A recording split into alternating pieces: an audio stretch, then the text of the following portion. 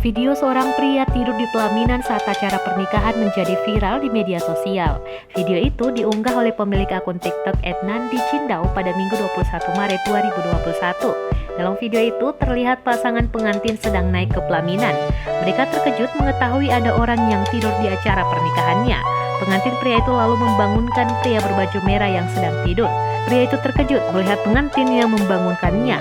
Kedua pengantin pun tersenyum saat pria itu meninggalkan kursi pelaminan. Video tersebut diunggah oleh Nandi, 29 tahun dari Brebes, Jawa Tengah.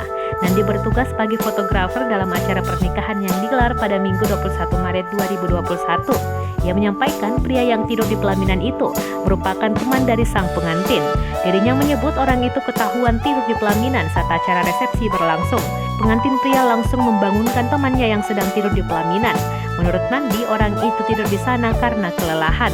Meski ada orang yang tidur saat pernikahannya, pengantin pria tak sampai marah. Sementara itu, para tamu undangan hanya tertawa melihat aksi orang tersebut.